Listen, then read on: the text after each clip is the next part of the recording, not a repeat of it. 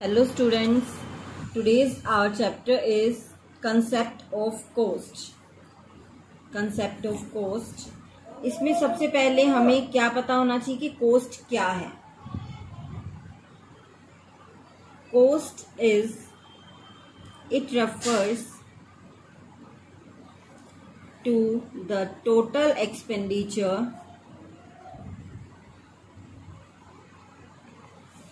incurred by a firm on the production of a commodity. Cost क्या है? It refers to the total expenditure. Total expenditure means हम कह सकते हैं कि एक commodity को बनाने के लिए मुझे रॉ मटेरियल की रिक्वायरमेंट हुई, लेबर की रिक्वायरमेंट हुई, ठीक है, और बिल्डिंग की रिक्वायरमेंट हुई, मशीनरी की रिक्वायरमेंट हुई, ठीक है.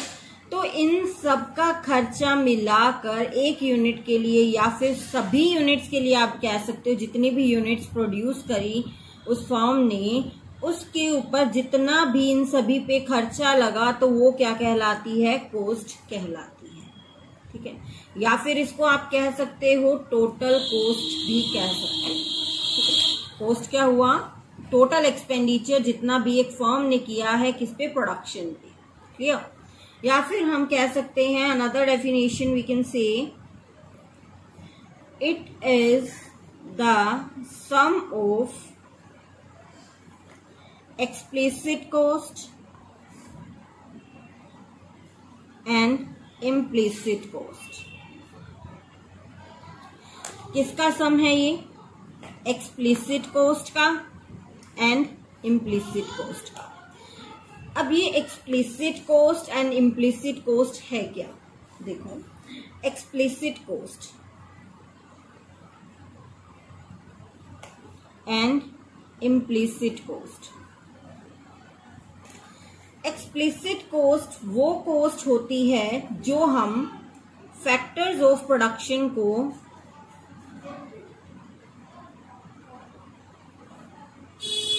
पे करते हैं या फिर जिसमें एक्चुअल में पेमेंट दी जाती है. सभी पॉइंट्स हम एक्सप्लेन करेंगे वन बाय वन. एक्चुअल में पेमेंट दी जाती है और किसको दी जाती है? To an outsider. अब देखो, फैक्टर ऑफ प्रोडक्शन को पे करते हैं. अब फैक्टर ऑफ प्रोडक्शन है कौन कौन से? देखो, आपके फैक्टर ऑफ प्रोडक्शन है, आप उनको पे करते हो. पहले हम वो चीजें लिखते हैं. देखो, आप प्रॉफिट पे करते हो. ठीक है, क्या पे करते हो? प्रॉफिट पे करते हो जो बिजनेस में कमाया है. आप इंटरेस्ट पे करते हो, आप रेंट पे करते हो, आप वेजेस एंड सैलरीज पे करते हो. ठीक है, अब प्रॉफिट पे किया है आपने एंटरप्रेन्योर को. एंटरप्रेन्योर को उसकी एंटरप्रेन्योरशिप के लिए. ठीक है, entrepreneurship we can say ownership. In easy language we can say ownership. ठीक है, ओनरशिप के लिए उसको जो ओनर होता है उसको बिजनेस में काम करने के लिए क्या मिलता है भाई? प्रॉफिट मिलता है. ठीक है, देन इंटरेस्ट. इंटरेस्ट हम किसको पे करते हैं? जिससे हम पैसा उधार लेते हैं. ठीक है, मीन्स फाइनेंस के लिए हम क्या पे करते हैं? इंटरेस्ट पे करते हैं. Then rent. रेंट किसको पे करते हैं? या तो बिल्डिंग होगी या फिर लैंड होगी. क्लियर? तो उसके लिए हम क्या पे करते हैं? रेंट पे करते हैं. अब हमारा देखो, एंटरप्रेन्योरशिप ओनर भी आ गया, फाइनेंस भी हमें मिल गया, बिल्डिंग या लैंड भी मिल गई. ठीक है, अब वेजेस और सैलरीज भी, उसमें काम करने के लिए वर्कर्स भी तो चाहिए उस काम को करने के लिए. अब ये किसको दे हुए? वर्कर्स एंड एम्प्लॉयज को. ठीक है, एज यू नो वेजेस किसको दी जाती हैं, वर्कर्स को दी जाती हैं, सैलरीज किसको दी जाती हैं, एम्प्लॉयज को दी जाती हैं। ठीक है, तो ये 4 हैं फैक्टर ऑफ प्रोडक्शन और ये है जो उनको पेमेंट दी जाती है।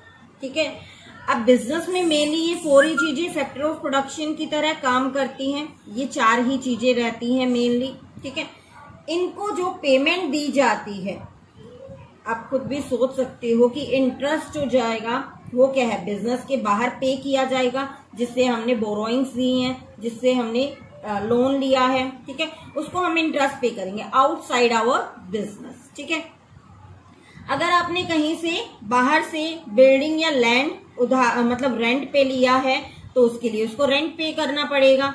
ठीक है, और वेजेस एंड सैलरीज हैं वो वर्कर्स और एम्प्लॉयज को दी जाती है। तो ये चारों पार्टीज क्या है, अभी बाहर की हैं, बिजनेस के बाहर उसकी पेमेंट दी जाएगी ना। ठीक है, तो इसको क्या बोलते हैं, फैक्टर ऑफ प्रोडक्शन बोलते हैं और इसको एक्चुअल में पेमेंट दी जाती है। अभी ये कंसेप्ट भी हम क्लियर करेंगे कि एक्चुअल में पेमेंट क्यों कहा इसने, पेमेंट तो एक्चुअल में ही दी जाती है ना। ठीक है, टू एन आउटसाइडर ये हमने क्लियर कर ही लिया कि ये किसी आउटसाइडर को मतलब बिजनेस के बाहर के जो बंदे हैं उनको दी जाती है। Now we move to explicit cost.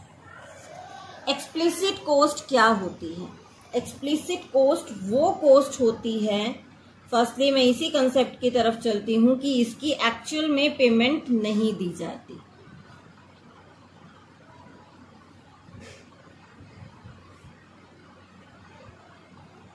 ठीक है, अब एक्चुअल में पेमेंट नहीं दी जाती तो भी ये कॉस्ट कैसे बनी।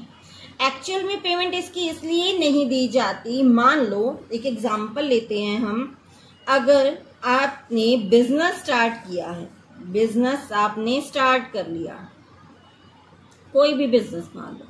ठीक है, अगर आपके उसके लिए बिल्डिंग सुटेबल आपके पास पड़ी है कि मेरे को बिल्डिंग रेंट पे लेने की तो नीड नहीं है मुझे बिल्डिंग रेंट पे लेने की, क्योंकि मेरे पास खुद की है, तो क्या आप बिजनेस चलाते टाइम अपने आप को ही रेंट पे करोगे, नहीं करोगे ना, अपने आप को तो रेंट पे नहीं करोगे, लेकिन वो कॉस्ट तो है। अगर मैं वो बिल्डिंग कहीं बाहर किसी को रेंट पे दे देता तो उसके लिए क्या है, मुझे रेंट मिलता ना, मुझे बाहर वाले से तो रेंट मिलता, लेकिन अगर मैंने अपने खुद के बिजनेस के लिए लगा ली तो मेरे को रेंट नहीं मिल रहा।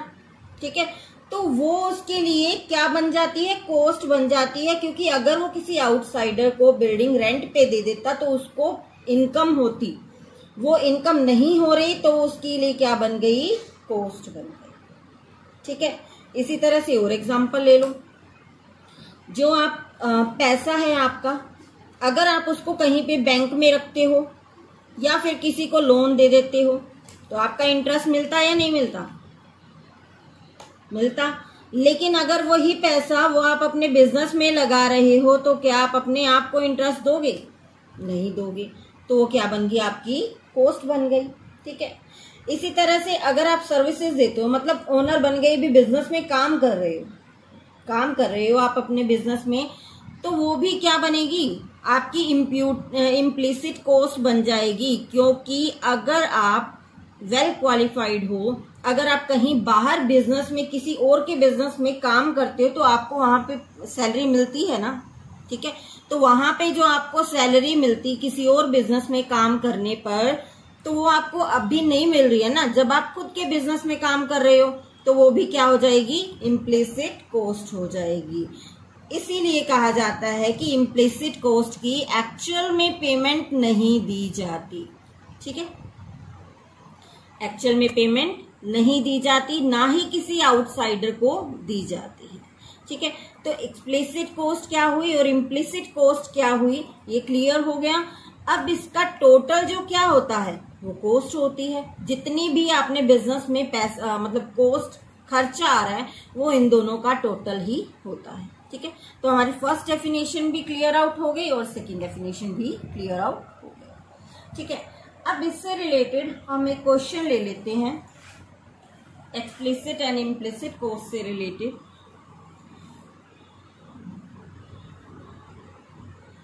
मान लो आपने जो है बिजनेस कोई भी स्टार्ट किया है, यू स्टार्टेड बिजनेस एंड आपने परचेज करी है, या फिर इन्वेस्टमेंट कह सकते हो, इन्वेस्टमेंट इन फिक्स्ड एसेट्स,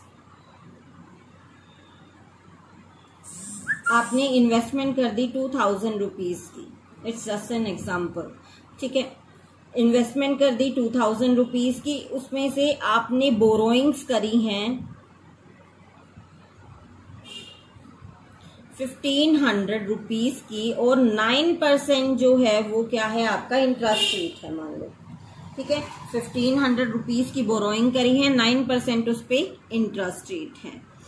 और ले लो, आप रेंट पे करते हो, rent for own building, own building कह रही हूं मैं, own building rent is 100, depreciation for own assets 100, and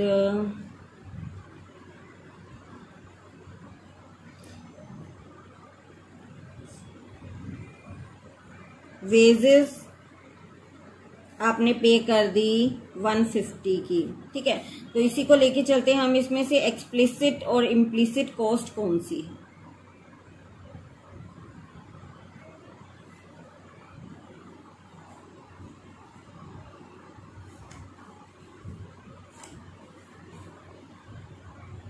column बना लो, ठीक है। एक्सप्लिसिट कॉस्ट कौन सी है, देखो, इन्वेस्टमेंट इन फिक्स्ड एसेट्स आपने करी है 2000, स्टार्टिंग में आपने इन्वेस्टमेंट करी है 2000 की इन्वेस्टमेंट करी है, उसमें से आपने बोरोइंग्स भी ली हैं। बोरोइंग्स किस लिए ली होंगी, बिजनेस स्टार्ट करने के लिए, बिजनेस करने के लिए। अब ये मान के एज्यूम करके चलेंगे हम कि 2000 जो हमारी फिक्स्ड एसेट्स हमने खरीदी हैं, उसमें 1500 रुपए बोरोइंग के भी शामिल हैं। तो 1500 रुपए बोरोइंग के भी शामिल हैं, तो 500 रुपए तो उसके खुद के हो गए। 1500 मैंने बोरो किए, तो 2000 में 500 रुपए तो उसके खुद के हो गए ना, हुए या नहीं, ठीक है। अब 1500 रुपए के ऊपर वो 9% इंटरेस्ट दे रहा है, तो हम यही एज्यूम कर लेंगे कि अगर मैं कहीं ये अपना पैसा बाहर लगाता तो भी मुझे कितना इंटरेस्ट मिलता, 9% इंटरेस्ट मुझे मिल जाता, है ना। तो 1500 पे 9% इंटरेस्ट निकालेंगे तो हमारा हो जाएगा 135। 500 पे हम 9% इंटरेस्ट निकालेंगे, दैट विल बी 45, ठीक है। तो अब देखो, इम्प्यूटेड एक्सप्लिसिट कॉस्ट कौन सी होगी। एक्सप्लिसिट कॉस्ट होगी जो हम बाहर आउटसाइडर को पे कर रहे हैं, तो explicit cost will be interest on borrowings, कितनी हुई, 135, ठीक है। और ये 45 रुपीज जो इंटरेस्ट है वो मैं खुद को पे करूंगा, तो ये क्या हुआ, इंटरेस्ट ऑन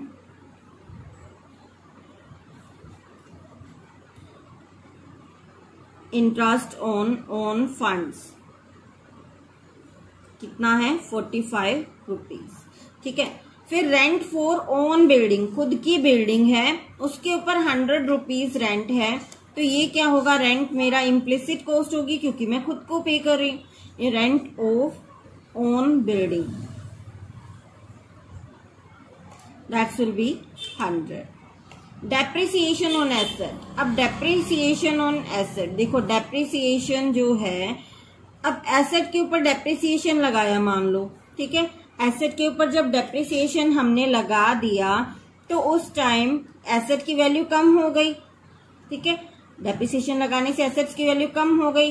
अब जब उसको सेल आउट करेंगे तो हमें पैसा कम मिलेगा या ज्यादा मिलेगा, कम ही मिलेगा ना, ऑब्वियस सी बात है, एसेट की वैल्यू कम हो गई तो हमें पैसा कम मिलेगा। तो ये डेप्रिसिएशन हमारी क्या हुई, एक्सप्लिसिट कॉस्ट का हिस्सा हुई। Depreciation on asset, that will be 100। Then wages, wages तो हमें पता है ये भी आउटसाइडर्स को पे की जाती हैं, दैट विल बी 150। तो हमारी ये डेबिट क्रेडिट नहीं है, इसको मैंने जस्ट ओनली कॉलम्स में ही डिवाइड किया है, तो इसका टोटल सेम आ भी सकता है, भी नहीं भी आ सकता। 538 एंड 385 होगी आपकी explicit cost. Implicit cost will be 145। ठीक है, तो इस तरह से हमारी एक्सप्लिसिट और इम्प्लिसिट कॉस्ट जो है निकलती है। अब देखेंगे कि हम कॉस्ट को किस तरह से क्लासिफाई किया जाता है। क्लासिफिकेशन ऑफ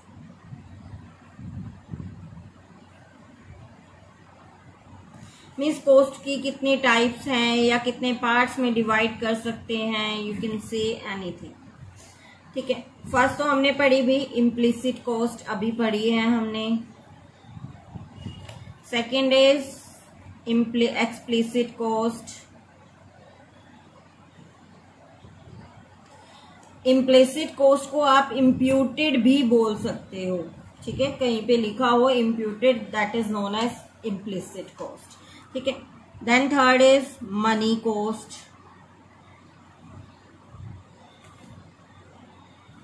ठीक है, देन आपकी आ जाएगी रियल कॉस्ट। ओके, और अदर टाइप ऑफ कॉस्ट मैं यहाँ पे मेंशन कर देती हूँ। Opportunity cost and we can say prime cost, private cost,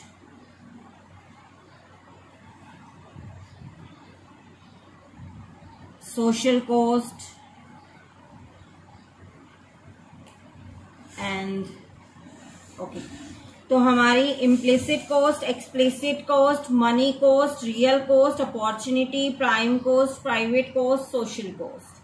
ठीक है, और हमारी मनी कॉस्ट जो है उसको आगे क्लासिफाई किया गया है टोटल कॉस्ट,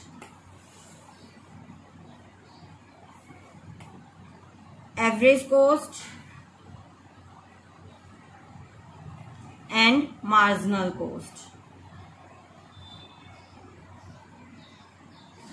इनके फॉर्मूलाज भी पहले की तरह ही सेम रहेंगे जिस तरह से हमने प्रोडक्शन में किया है, लेकिन हम अगली वीडियो में इसको नेक्स्ट वीडियो में हम डिस्कस करेंगे। Okay, one by one.